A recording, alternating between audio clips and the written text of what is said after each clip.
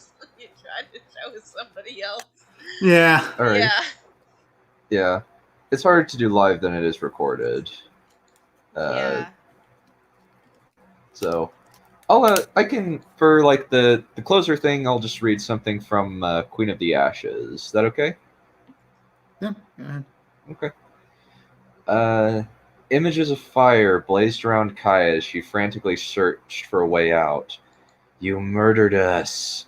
A half-burned Uru male walked up to her through the flames, face disfigured from the inferno. Other people fell to the burning city around her. All of them were horrifically burned. Some of them were grown men and women. Some were old and gray. And then she saw what she always did: the burned children. They stared at her in silent accusation, flames eating at their faces as their eyes flayed her. Then they opened their mouths and screamed wordlessly. Fire blazed from them and began to consume her. She howled in pain as the fire blazed over her, huddling in on herself to try and prevent herself from being too terribly scorched. Kaya's eyes shot open and she sat up, eyes surveying her small cave refuge. She wrapped her arms around herself, shuddering and shivering. Early morning light filtered into the cave opening.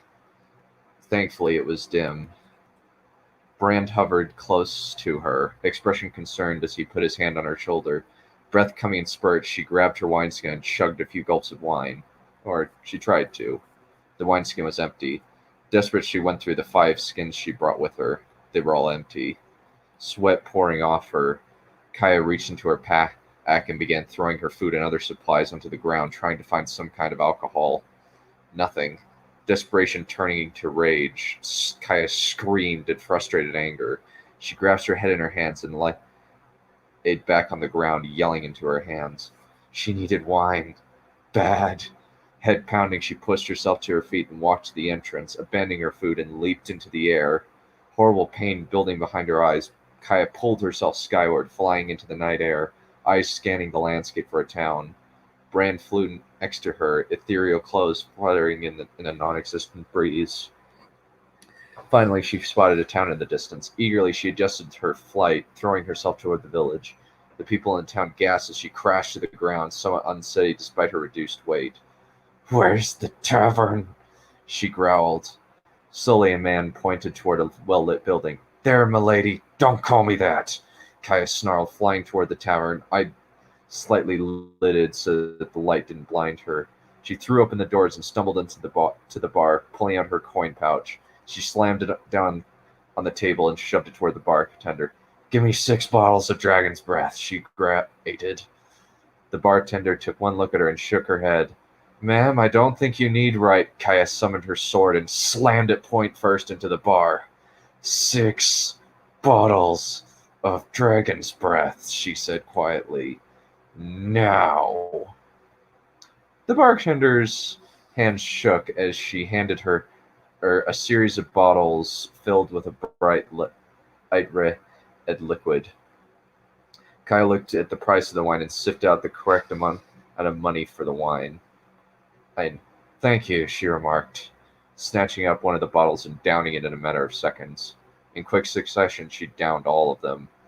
Eyes slightly glazed, Kaya breathed in and out, one hand still clutching her sword while the other held the bar in a white-knuckle grip. "Bloody hell," she remarked. "That's good stuff." The bartender shook her head and began walking away. "Say, that's a nice sword." Kaya turned her head groggily to see a pair of rather large men standing rather too close to her. "Where'd you think she stole that kind of blade from?" the other man remarked. "Probably from someone dangerous, considering she's landed here in a hurry," the first man said casually, reaching toward Kaya's sword. Mind hazy, she ripped the sword away and pointed unsteadily at the 2 men. "If you try and take this sword, I'll kill you," she growled, grasping it in both hands. "Not sure if you'll be able to stop Tempest, the man grinned.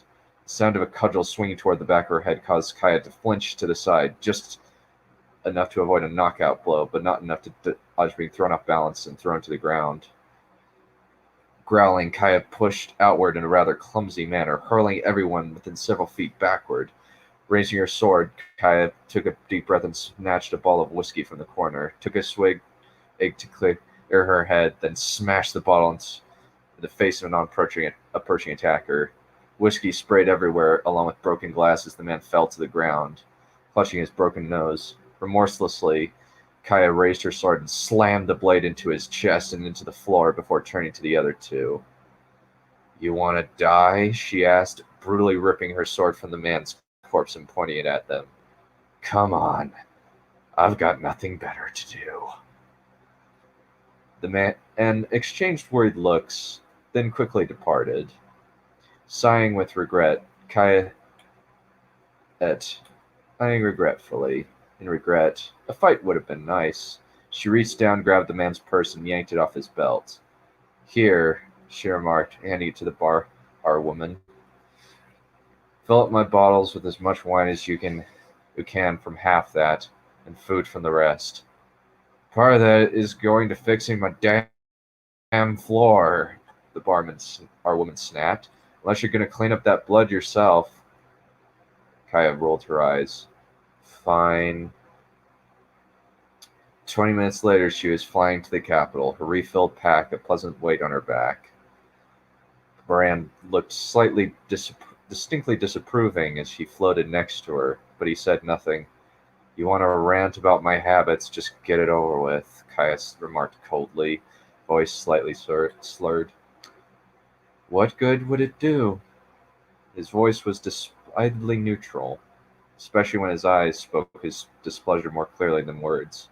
"I can't sleep." Kaya rubbed her eyes. "I can't handle those dreams. I can still hear them screaming when I'm awake." Kaya's eyes softened. "Boromia experienced similar things after the final battles against the Wraith King," he said quietly. "She would wake up screaming that the dead were clawing at her, trying to pull her into the ground." "How did she get over that?" "She didn't." Bran breathed out slowly. "She stopped screaming, but it took several years. Often I would just hold her close. I had my own bad dreams after those battles as well. It was brutal on the both of us. I was able to lose myself in putting my inner demons into my art, and I was able to put some life into our marriage with my moving pictures. But we weren't the same after the wars. I thought she was a soldier before she became High Queen." Kaya scrunched her eyebrows in confusion. "Yes, but fighting Uru is very different than fighting the living dead," Bran said quietly. "It's far more disturbing when you see a rotten, half-decayed corpse coming at you, or a screaming wight coming at you, or a wraith screaming in your face." Kaya shivered at the memory of her first encounter with the corpse maker's Draenei, when she'd gone after him in order to retrieve the dragon blade and Xeria's energy swords. The blank bone faces sometimes played during her dreams, but she honestly preferred being torn apart by those horrible monsters than the faces of the burned people. At least then she didn't have to look into the eyes of burning, dying children. At least she didn't have to face the people she murdered, she said quietly. "Yes, there is that," Bran said it quietly. "Maybe just holding Peter while asleep might help. Your son seems to be able to calm you down. I'd be too frightened that I'd crush him by accident, or wake him up if I needed a drink." Kaya shook her head. "No, I'll have to keep going as I have been." Brand looked away. "Then I do not know how I can help."